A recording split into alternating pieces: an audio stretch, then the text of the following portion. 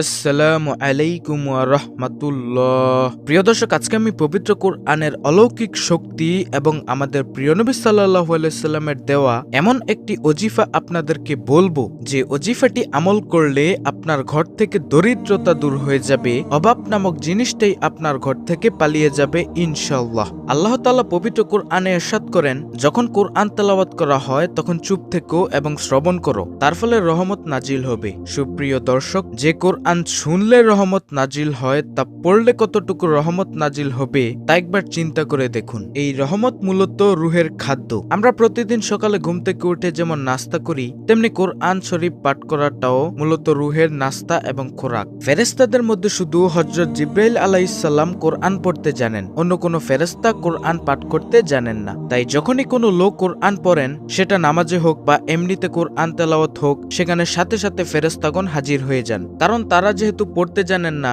সেহেতু তারা এ কোরআন যেখানে তেলাওয়াত হয় সেখানে শুনতে একত্রিত হয়ে যান। এমনকি ফেরেশতাদের লাইন এতটা লম্বা হয়ে যায় যে সে লাইন আরশে গিয়ে পৌঁছে। সুপ্রিয় দর্শক, একবার চিন্তা করে দেখুন, যে সমস্ত মসজিদে খতমে কোরআন আদায় হয় তারাবি নামাজের মাধ্যমে, এছাড়াও যে সকল ঘরে প্রতিনিয়ত কোরআন তেলাওয়াত হয়, সেখানে কি পরিমাণে ফেরেশতা অবস্থান করে। অপর এক হাদিসে আছে, যখন কোনো কারি কোরআন তেলাওয়াত করেন, এমনকি যখন কোনো তেলাওয়াতকারী কোরআন তেলাওয়াত করেন, তখন ফেরেশতা সে তেলাওয়াতকারীর নিকট যেতে যেতে তার এতই নিকটে পৌঁছে যান যে সে তেলাওয়াতকারীর মুখের সাথে ফেরেশতাদের মুখ মিলিয়ে নেন। প্রিয় দর্শক, মনে রাখবেন, কিয়ামতের দিন প্রত্যেকটি লোককে সেই অবস্থায় উঠানো হবে যে অবস্থায় তার মৃত্যু হয়েছিল। একবার চিন্তা করুন, রাতে মুভি দেখতে দেখতে ঘুমিয়ে গেছেন, যদি সেই ঘুমেই আপনার মৃত্যু এসে যায়, তাহলে কিয়ামতের দিন কি অবস্থায় আপনি উঠিত হবেন। আল্লাহু আকবার। নবী করিম সাল্লাল্লাহু আলাইহি সাল্লাম ইরশাদ করেন, কোরআন আল্লাহর পক্ষ থেকে একটি লটকানো রশি,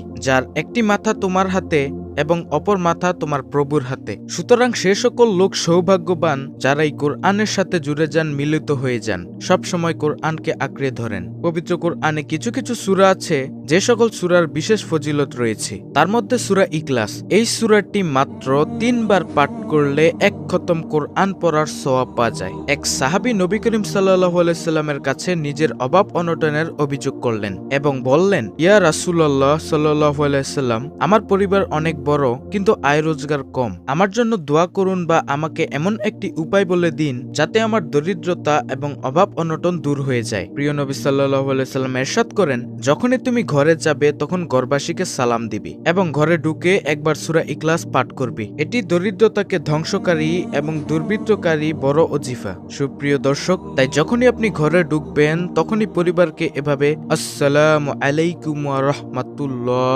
বলে সালাম দিবেন। এরপর শুধুমাত্র একবার সূরা ইখলাস অর্থাৎ কুল হুয়াল্লাহ সূরা তেলাওয়াত করবেন। এরপর হুজুর পাক সাল্লাল্লাহু আলাইহি সাল্লাম ইরশাদ করেন, যদি কখনো এমন হয় যে তুমি ঘরে গিয়েছো কিন্তু ঘরে কেউই নেই, তখনও তুমি এই আমলটি ছেড়ে দিও না, তখন তুমি আমাকে সালাম দাও।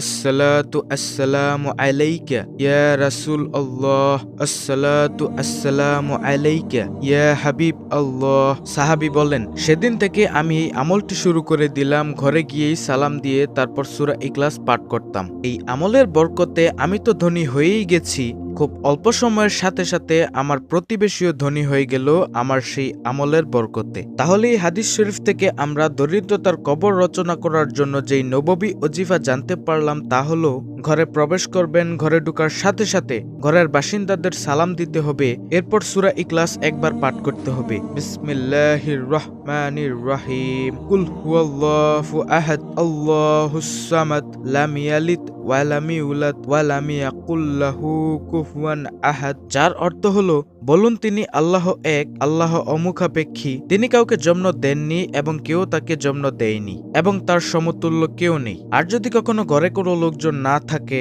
তখন আমাদের নবীজি সাল্লাল্লাহু আলাইহি সাল্লামকে সালাম দিতে হবে। এভাবে সালাম দিবেন, বিসমিল্লাহি আসসালাতু আসসালামু আলাইকা ইয়া রাসূল আল্লাহ। ইনশাআল্লাহ এই নববী ওজিফার বরকতে আল্লাহ তাআলা আপনার এবং আপনার প্রতিবেশীদের দরিদ্রতা দূর করে দিবে। আল্লাহ রাব্বুল আলামিন আমাদের সকলকে আমল করার তৌফিক দান করুন। আমিন।